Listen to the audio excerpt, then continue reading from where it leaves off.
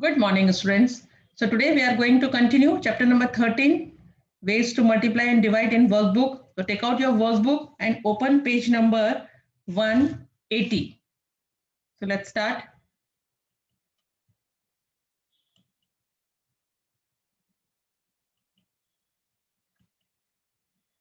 Question number 8. Details of salary for 1 day of workers in a factory are given below. Answer the question based on it. 1 year is equal to 365 days. अब यहाँ पर एक table दिया हुआ है, उस table में कुछ वर्कर्स की एक दिन की सैलरी दी हुई है. उनके बेसिस पर नीचे क्वेश्चंस हैं. उन क्वेश्चंस को हमें उन क्वेश्चन का हमें आंसर देना है. और यहाँ पे एक हिंट दिया हुआ है कि 1 year is equal to 365 days होता है. ठीक है. Manager, assistant manager, supervisor, labour and security guard. Manager की एक दिन की सैलरी है, देखो salary for 1 day 990, assistant manager की 530, सुपरवाइजर की 420, लेबर की 310 एंड सिक्योरिटी गार्ड की 150. तो first question is calculate the salary of manager for the month of March. कि मैनेजर की मार्च महीने की सैलरी कितनी होगी. तो 1 डे का दिया हुआ है ना, और एक महीने का पूछा है. एक महीने में कितने, मार्च में कितने डेज होते हैं 31 डेज. देखो number of days in the month of March कितना 31 डेज. तो और 1 डे की हमें मालूम है 1 day salary of manager is 990. So salary of manager for the month of March is equal to 990 multiplied by 31. इसको यहाँ पे साइड में जैसे मैंने आपको सिखाया वैसे मल्टीप्लाई करोगे. आंसर आया 30,690. तो आंसर हो गया salary of manager for the month of March is rupees 30,690. क्या दिया था, 1 डे का दिया था, 1 मंथ का पूछा था, तो हमने उसको मल्टीप्लाई हो जाएगा. Same question number 2, calculate the salary of assistant manager for the month of जुलाई. इसके लिए पता होना चाहिए मार्च में कितने दिन होते हैं, जुलाई में कितने डेज होते हैं. तो how many days in July month, 31 days. तो number of days in the month of July 31. और 1 डे की सैलरी कितनी असिस्टेंट मैनेजर की 530 रुपीज 1 डे की सैलरी है. और कितने डेज की निकालनी है हमको, 31 डेज की निकालनी है. क्या करेंगे, multiply salary of assistant manager for the month of July is equal to 530 multiply by 31. तो देखो मल्टीप्लायर क्या है 31, तो उसको ब्रेक किया 30 प्लस 1 में, 530 मल्टीप्लाई बाई 30, 530 मल्टीप्लाई बाई 1. 30 में 1 0 1 0 लगा दिया, 3 0 जा 0, 3 3 जा 9, 3 5 जा 15. अब 1 से किया तो 1 0 जा 0, 1 3 जा 3, 1 5 जा 5. तो 0 प्लस 0 0, 3 प्लस 0 3, 9 प्लस 5 14 का 4, 1 कैरी, 5 प्लस 1 6 और 1 एज इट इज. तो कितनी हो गई उसके जुलाई मंथ की सैलरी असिस्टेंट मैनेजर की 16,430. तो समझ में आया किस तरीके से आपको जो टेबल दिया है ऊपर उसके बेसिस पे क्वेश्चंस पूछे हैं, आपको उसके आंसर दे रहे हैं. ठीक है. अब नेक्स्ट देखेंगे. Third question, what is the salary of supervisor for first 4 month. First 4 month मतलब शुरू के 4 महीने की सैलरी निकालनी है सुपरवाइजर की. तो number of days in first 4 month. 4 month में कितने डेज होते हैं, 4 मंथ कौन कौन से हो गए, जनवरी, फरवरी, मार्च एंड अप्रैल. 4 महीने हो गए. जनवरी में कितने डेज होते हैं 31, फरवरी में 28, मार्च में 31, अप्रैल में 30. तो टोटल डेज हम क्या करेंगे, इन सबको प्लस करके टोटल डेज निकालेंगे. तो टोटल डेज कितने आ गए 120 डेज, है ना. और क्वेश्चन क्या पूछा, what is the salary of supervisor for the first 4 month. और 1 डे की सैलरी कितनी सुपरवाइजर की 420. वो टेबल में दी हुई है ऊपर, है ना. Salary of supervisor for 1 day is equal to 420. तो salary of supervisor for 120 days, और शुरू के 4 महीने की सैलरी निकालनी. तो 4 महीने के हमने टोटल डेज फाइंड कर लिए 120 डेज. तो 420 को 120 से मल्टीप्लाई करेंगे. देखो 420 मल्टीप्लाई बाय 120, 120 को ब्रेक किया तो क्या हो जाएगा 120. 120 और वंस क्या है 0, तो वो भी लिखते हैं हाँ, क्योंकि यहाँ पे वंस के प्लेस पे कोई भी डिजिट नहीं है, 0 है तो हम 0 लिखेंगे. तो पहले हम 420 को 100 से मल्टीप्लाई करेंगे, फिर 420 को 20 से मल्टीप्लाई करेंगे, फिर 420 को 0 से मल्टीप्लाई करेंगे. 100 में 2 0 2 0 लगा दिया, 1 0 जा 0, 1 2 जा 2, 1 4 जा 4. फिर 20 से मल्टीप्लाई किया, 20 में 1 0 तो पहले 1 0 लगा दिया, फिर 2 0 जा 0, 2 2 जा 4, 2 4 जा 8. और 0 से मल्टीप्लाई करेंगे तो 0 ही आएगा आंसर. प्लस कर दिया, 0 plus 0 plus 0, 0 plus 0 plus 0, 4 plus 0 4, 5 plus 8 plus 2 10, 10 का 0, 4 plus 1 5, 50,400. It means the salary of supervisor for first 4 month is rupees 50,400. समझ में आया कैसे निकाला? क्या क्वेश्चन था कि what is the salary of supervisor for first 4 month, शुरू के 4 महीने की क्या सैलरी होगी? तो हमें नंबर ऑफ डेज फाइंड करने पड़ेंगे ना स्टार्टिंग के 4 मंथ के। तो हमें मालूम है जनवरी में 31 डेज होते हैं, फरवरी में 28, मार्च में 31, अप्रैल में 30, सबको ऐड करके नंबर ऑफ डेज फाइंड कर लिए। 1 डे की सैलरी हमें मालूम है वो 20 रुपीज है, तो 120 डेज की कितनी होगी? 420 multiply by 120, so answer is 50,400। अब नेक्स्ट क्वेश्चन देखेंगे, what is the salary of a labour for 180 days? Labour की 180 डेज की सैलरी कितनी होगी? 1 डे की कितनी है सैलरी लेबर की? 310। 1 day salary of a labour is 310, तो salary of a labour for 180 days is equal to 310 multiply by 180। ठीक है, मल्टीप्लाई किया, देखो 180 को ब्रेक किया, 100 प्लस 80 प्लस 0, इसमें भी वंस प्लेस पे कुछ नहीं है तो 0 लिखेंगे, है ना? वंस प्लेस 0, 8 10 से 100 है, तो 100 प्लस 80 प्लस 0, पहले 100 से मल्टीप्लाई करेगा, फिर 80 से मल्टीप्लाई किया, फिर 0 से, आंसर आ गया 55,800।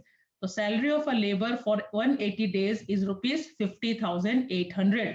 समझ में आ रहा है कैसे? ये थोड़ा स्पेस कम है तो पेंसिल शार्पन करके धीरे धीरे अच्छी अच्छी हैंडराइटिंग में लिखोगे, है ना? What is given in the question? Salary of a labour for 1 day is given in the question, and question is what is the salary of a labor for 180 days? 180 days की salary पूछी है। Next, calculate the annual salary of a security guard. अब security guard की पूरे साल की salary पूछी है, तो इसीलिए क्वेश्चन में दिया था ना 1 year is equal to 3 annual, मतलब पूरा 1 ईयर। 1 ईयर में कितने डेज होते हैं? 365 डेज, और उसकी 1 डे की सैलरी देखो यहाँ पे लिखा हमने 1 year is equal to 365 days. This is also given in the question, ये भी क्वेश्चन में उन्होंने दिया है ना? और 1 डे की सैलरी कितनी है सिक्योरिटी गार्ड की? 150 rupees. Salary of a security guard for 1 day is equal to rupees 150. So salary of a security guard for 365 days is equal to 365 multiplied by 150. तो देखो 150 से मल्टीप्लाई किया तो आंसर आया 54,750। मल्टीप्लीकेशन मैंने आपको इतने सारे करवा दी है, जितना करोगे उतना प्रैक्टिस होगी, तो इसलिए करने हैं साइड में मल्टीप्लाई। ठीक है, तो annual salary of a security guard is rupees 54,750। Okay, next question, what is the salary of manager for last 3 months? पीछे के 3 महीने की सैलरी कितनी होगी मैनेजर की? पीछे के 3 महीने क्या हो गए? अक्टूबर, नवंबर, दिसंबर। अक्टूबर में 31 डेज, नवंबर में 30, दिसंबर में 31, तो number of days in last 3 months is equal to 31 plus 30 plus 31, कितने हो गए टोटल? 92 डेज। समझ में आ रहा है? ये आपको पता चल रहा है लास्ट के 3 months मतलब अक्टूबर, नवंबर, दिसंबर। स्टार्टिंग फर्स्ट 4 month तो जनवरी, फरवरी, मार्च, अप्रैल था उसमें। यहाँ पे लास्ट 3 month दिया है, ईयर के जो लास्ट के 3 month होते हैं उसमें क्या होता है? 31, 30 और 31, तो हो गए 92 डेज।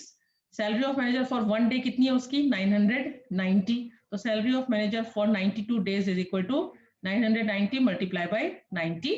तो 92 को ब्रेक करेंगे, 90 प्लस 2, फर्स्ट लाइन में 990 को मल्टीप्लाई किया 90 से, सेकेंड लाइन में मल्टीप्लाई किया 2 से, आंसर आया 91,080। बार बार बोल रही हूँ, ये मल्टीप्लीकेशन आपको साइड में करना है। ठीक है, तो salary of manager for last 3 months is rupees 91,080। Clear? समझ में आया क्या क्वेश्चन था? एक टेबल दिया था, टेबल में क्या दिया था? 1 डे की सैलरी दी हुई थी वर्कर्स की, उसके रिलेटेड नीचे क्वेश्चंस पूछे थे, उन क्वेश्चंस का हमें आंसर देने थे, है ना? 1 डे की सैलरी हमें पता थी, कभी हमें फर्स्ट 4 month की पूछी थी, कभी लास्ट 3 month की पूछी थी, किसी की जुलाई मंथ की पूछी थी, किसी की मार्च मंथ की पूछी थी। इसके लिए हमें ये मालूम होना चाहिए कि किस मंथ में कितने डेज होते हैं। ठीक है, और फिर मल्टीप्लाई करके उनके आंसर हमने फाइंड किए। अब आता है question number 9, solve the following. अब यहाँ पे क्या है देखो, 174 workers are working in a factory. एक फैक्ट्री है, उसमें 174 वर्कर्स काम करते हैं।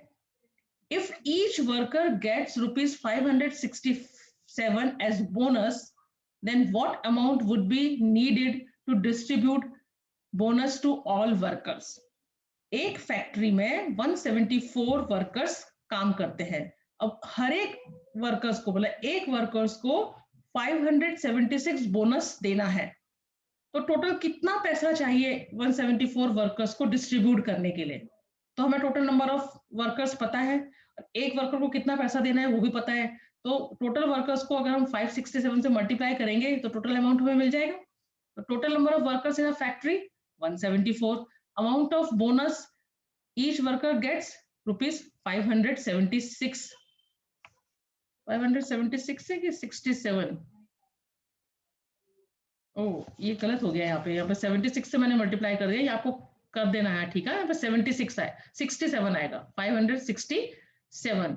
Therefore, amount needed to distribute bonus to all workers is equal to 567 multiplied by 174। मैंने 76 से मैं एक्चुअली 67 को 76 समझ के 76 से मल्टीप्लाई कर दिया, आपको 67 से करना है, ठीक है? तो इसका आंसर कुछ और आएगा यहाँ पे, मल्टीप्लाई करोगे जो भी आंसर आएगा would be needed to distribute bonus to all workers, सब वर्कर्स को इतना पैसा चाहिए डिस्ट्रीब्यूट करने के लिए।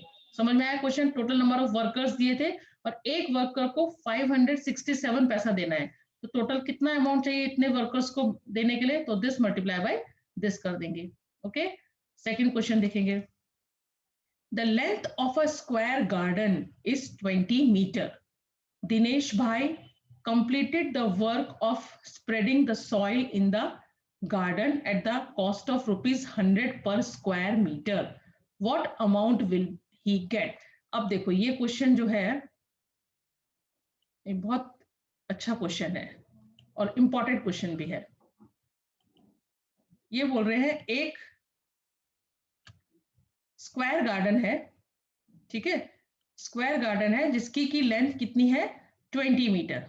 सॉरी मेरा रेक्टेंगल बन गया थोड़ा सा, ये स्क्वायर की क्या होती है, चारों साइड इक्वल होती है, मतलब ये 20 तो ये भी 20, ये भी 20 मीटर और ये भी 20 मीटर, ठीक है? अब ये बोल रहे हैं कि दिनेश भाई completed the work of spreading the soil in the garden. इसमें उन्होंने जो है गार्डन के अंदर सॉइल स्प्रेड करना है उनको, इसमें क्या स्प्रेड करना है? सॉइल, मिट्टी स्प्रेड करनी है गार्डन में एट द, और उसकी कॉस्ट क्या है?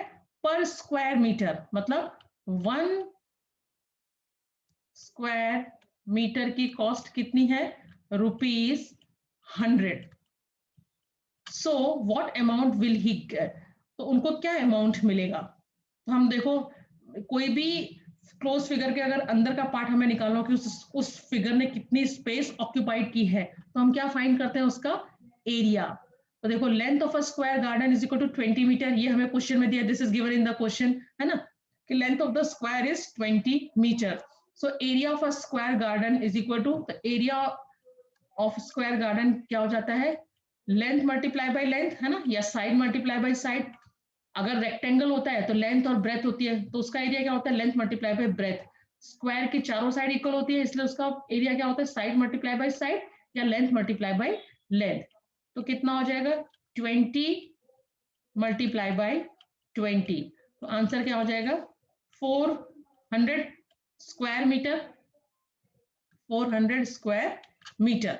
अब क्वेश्चन में क्या दिया हुआ है? 1 स्क्वायर मीटर की कॉस्ट 100 है और टोटल हमारा एरिया कितना है? 400 स्क्वायर मीटर। तो 400 स्क्वायर मीटर की कॉस्ट क्या होगी? तो 1 की अगर 100 है तो 400 की क्या हो जाएगी? 400 मल्टीप्लाई बाय 100, तो आंसर क्या आ जाएगा? 400 में 20 ऐड करेंगे तो 40,000। तो कितना हो जाएगा? ही गेट ₹40,000। समझ में आया?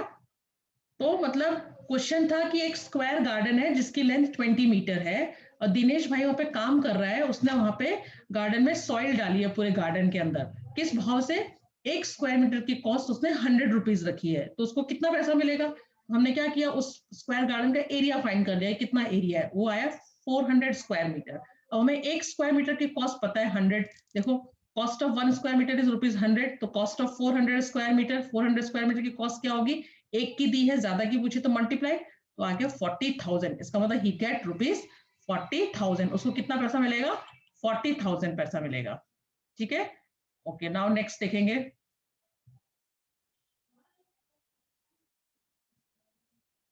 नाउ नेक्स्ट इज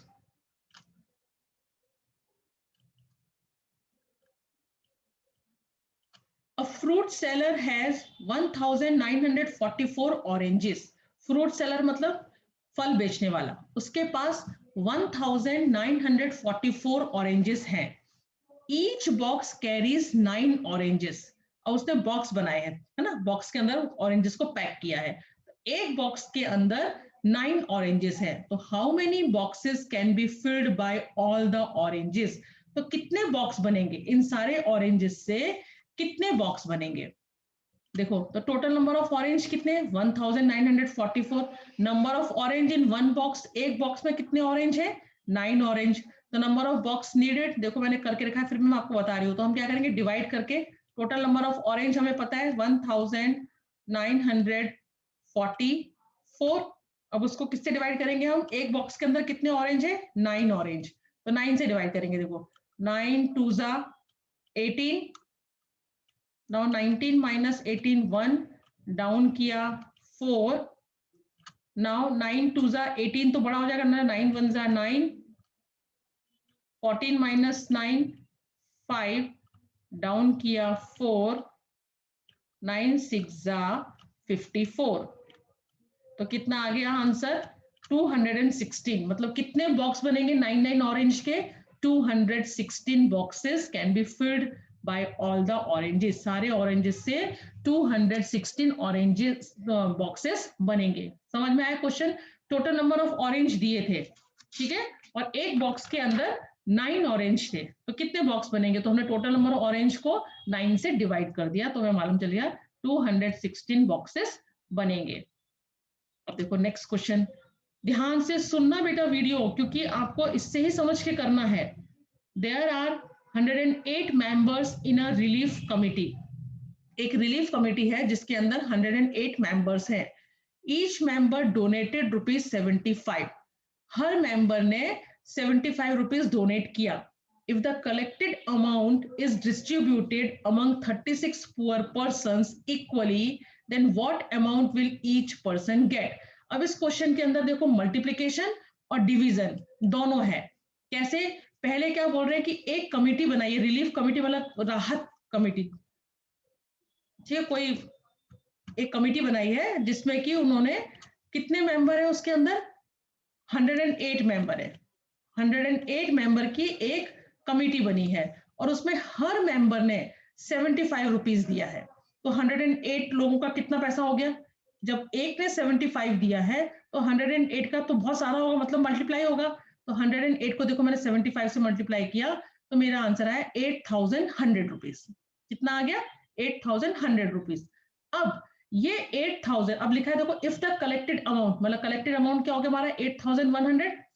इस कलेक्टेड अमाउंट को डिस्ट्रीब्यूट किया 36 पुअर पर्सन में इक्वली. जो गरीब लोग हैं 36 गरीब लोगों में ये पूरा अमाउंट को इक्वली डिस्ट्रीब्यूट किया. तो एक पर्सन को कितना पैसा मिला. और जब डिस्ट्रीब्यूट करते तो उससे मैंने बताया आपको क्या करते थे, डिवाइड. तो टोटल अमाउंट को हमको डिवाइड करना है 36% में. तो मैंने क्या किया, 36 से डिवाइड किया. देखो 36 2 जा 72. 81 माइनस 72 9, डाउन किया 0 19. 36 2 जा 72, यहां से बचा 18, 0 डाउन किया. 36 5 जा 180. मतलब हर पर्सन को कितना अमाउंट पैसा मिला, 225 रुपीज. Each person gate ₹225. समझ में आया क्वेश्चन. 108 लोग थे एक कमेटी के अंदर और हर मेंबर ने 75 रुपीज दिए. तो 108 मेंबर से कितने पैसे हो गए, वो हमने क्या कर लिया, मल्टीप्लाई करके निकाल लिया. तो इतना कितना अमाउंट कलेक्ट हुआ, 8100 रुपीज कलेक्ट हुआ. अब इस कलेक्टेड अमाउंट को 36 गरीब लोगों में बांटा इक्वली. तो एक पर्सन को कितना मिला, फिर हमने कलेक्टेड अमाउंट को 36 से डिवाइड किया, तो आया 225. इसका मतलब हर आदमी को, हर पर्सन को कितना अमाउंट मिला, 225 रुपीज मिला. Clear. Okay, now next question. Total 3125 children participated in children's day programme. एक चिल्ड्रंस डे प्रोग्राम हो रहा है जिसमें 3125 बच्चों ने पार्ट लिया है. This, if 25 children from each school participated in the program, then how many schools participated in the program in all. मतलब एक चिल्ड्रंस डे का प्रोग्राम था, उसमें टोटल नंबर ऑफ चिल्ड्रंस जो थे वो 3125 थे टोटल मिला के. अब हर स्कूल से 25 बच्चे आए हैं, मतलब अलग अलग स्कूल से बच्चे आए थे उस प्रोग्राम में। एक स्कूल से 25 बच्चे आए हैं, तो कितने स्कूलों ने पार्टिसिपेट किया है? तो हम क्या करेंगे, टोटल नंबर ऑफ चिल्ड्रन को 25 से डिवाइड कर देंगे तो नंबर ऑफ स्कूल फाइंड हो जाएंगे, है ना। तो टोटल नंबर ऑफ चिल्ड्रन कितने हैं? 3125। Number of children from each school, और हर स्कूल से कितने बच्चे आए हैं? 25 बच्चे आए हैं। तो number of therefore number of school participated 3125 को हमने किससे डिवाइड किया? 25 से। देखो 25 वन जा 25, अब 1 माइनस 5 से 1 से 5 माइनस नहीं होता है, तो यहाँ से बोरो किया, यहाँ हो गया 11, 11 माइनस 5 6, 2 माइनस 2 0 हो गया। अब इस 2 को डाउन किया तो कितना हो गया? 62, 25 2 जा 50, now 2 minus 0 2, 6 minus 1 5, डाउन किया 5 125, 25 5 जा 125, मतलब 125 स्कूल ने पार्टिसिपेट किया है उस चिल्ड्रंस डे प्रोग्राम में। तो 125 schools participated in the programme in all. समझ में आया? टोटल नंबर ऑफ चिल्ड्रंस दिए थे, है ना, और ये बताया था कि एक स्कूल से 25 बच्चों ने पार्टिसिपेट किया है। तो कितने स्कूलों ने पार्टिसिपेट किया है? तो हमने क्या किया, टोटल चिल्ड्रंस को 25 से डिवाइड कर दिया। Next question. तो आपको ये डिफरेंस समझना है कि कहाँ पे हमें मल्टीप्लाई करना है, कहाँ पे हमें डिवाइड करना है। जब ज्यादा अमाउंट या ज्यादा बड़ी चीज पूछी हो तो हमें एक का दिया हो और ज्यादा का पूछा हो तो हम मल्टीप्लाई करते हैं, और जब ज्यादा दिया हो और कम का पूछा हो तो हम वहां पे ये डिस्ट्रीब्यूट करना हो तो वहां पे हम क्या करते हैं, डिवाइड करते हैं। देखो 6 question. 81 marbles can be kept in a bag. अब एक बैग है, उसके अंदर 81 मार्बल्स रखी हैं। How many bags will be needed for 8,252 marbles? How many marbles will be left over? कि एक बैग के अंदर 81 मार्बल्स हैं, रखी जाती है। 81 marbles can be kept in a bag, मतलब एक बैग में 81 मार्बल्स आती है। टोटल कितनी मार्बल्स है? 8,252 मार्बल्स को अगर हमें पैक करना है तो कितने बैग की जरूरत पड़ेगी और कितनी मार्बल्स बच जाएंगी, मतलब इसमें रिमाइंडर भी बचेगा। तो total number of marbles 8,252। Number of marbles in a bag, एक बैग में कितने मार्बल्स है? 81।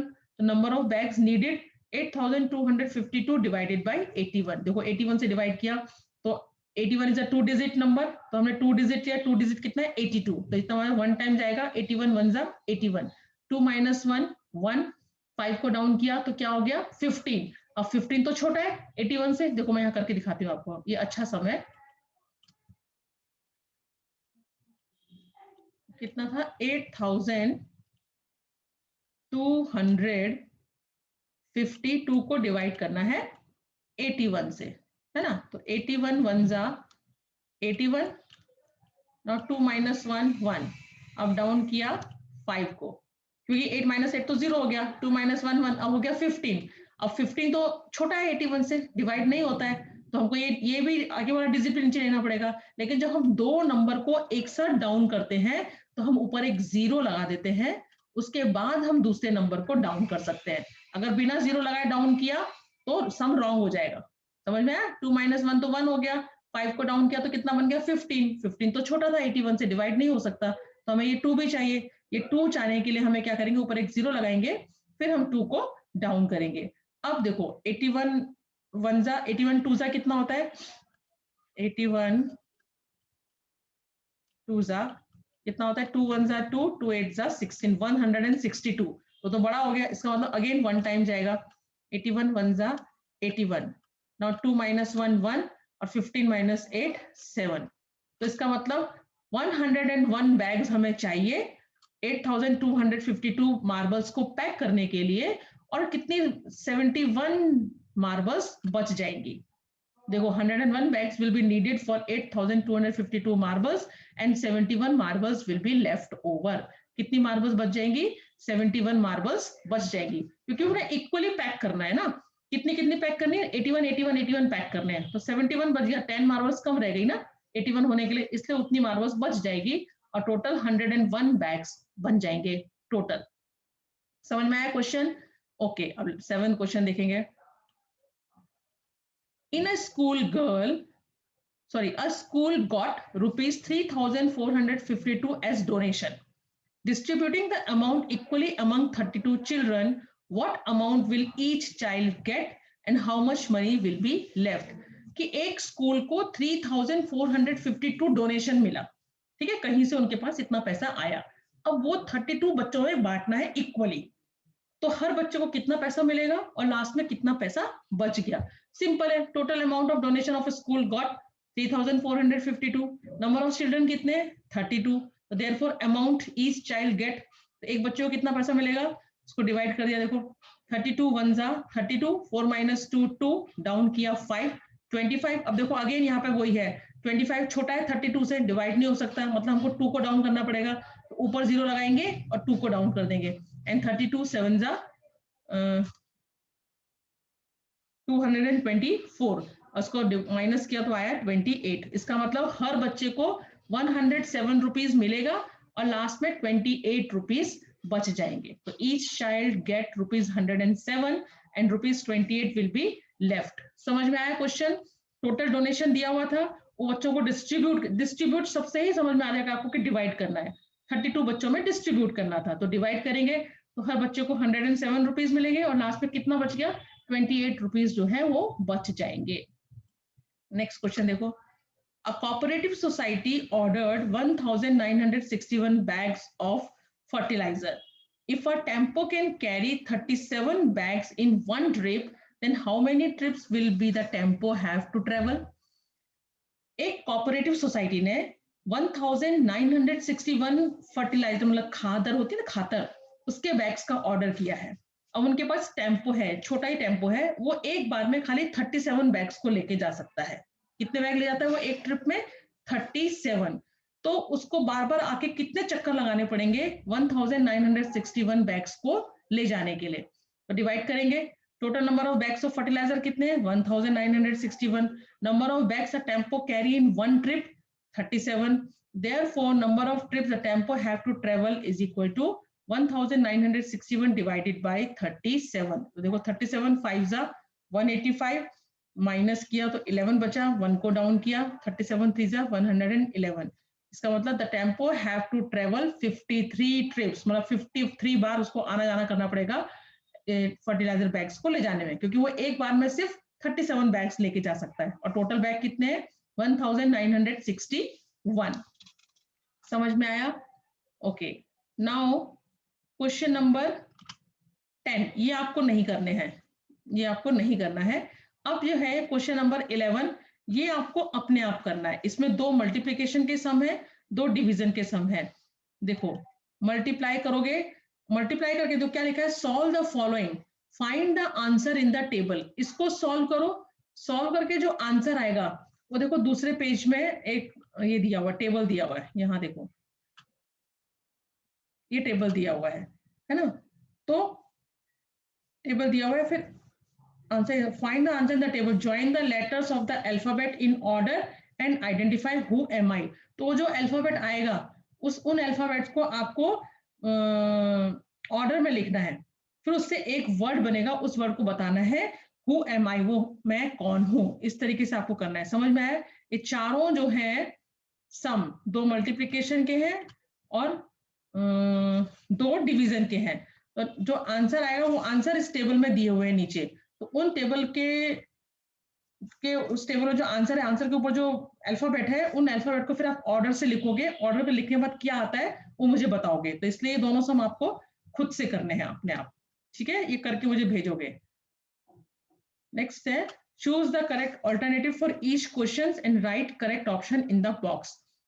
43 multiply by 35, देखो 432 multiply by 35, 35 को ब्रेक करेंगे तो क्या हो जाएगा 30 प्लस 5, 432 को मल्टीप्लाई करेंगे 30 से एंड 432 को मल्टीप्लाई करेंगे 5 से। अब 30 में देखो 1 0 है तो 1 0 यहां लगा देंगे। नाउ 3 2 जा 6, 3 3 जा 9, 3 4 जा 12। अब 5 से मल्टीप्लाई करेंगे, 5 2 जा 10 का 0, 1 कैरी, 5 3 जा 15 प्लस 1 16 का 6, 1 कैरी, 5 4 जा 20, 20 प्लस 1 21। अब प्लस करो 0, 6 + 6 12 का 2, 1 कैरी, 9 + 1 10 + 1 11, 2 2 4, 4 + 1 5 और 1 15,120 is the answer. Option B. समझ में आया? Option B. अब नेक्स्ट क्या है? 4085 को डिवाइड करना है किससे? 19 से। इस तरीके से डिवाइड करोगे तो डिवाइड करके आंसर आएगा, देखो 19 हो जाए 9, 19 2 जा 38, 38। ना 40 - 38 2 डाउन किया 8 हो गया 28 और 19 2 जा 38 होता है, 30 19 1 जा 19। नाउ 8 - 9 यहाँ से बोल लेंगे 18, 18 - 9 9 9 और 1 - 1 0 डाउन किया 5 95 19 5 जा 95 तो कितना है 215। Option D. इस तरीके से करना है। अब देखो इफ, ये मैं आपको इसलिए कर करके दिखा रहा हूं कि वापस आपकी प्रैक्टिस हो किस तरीके से सम करने हैं। समझ में आ रहा है? Next question, if 393 is divided by 14 then the remainder is, मतलब 393 को अगर 14 से डिवाइड करती हूं मैं तो कितना रिमाइंडर बचेगा? 14 2 जा 28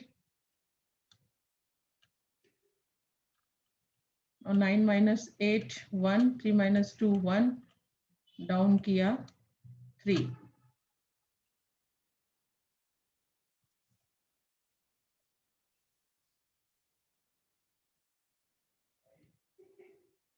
एट जा करके देखेंगे 14 8 जा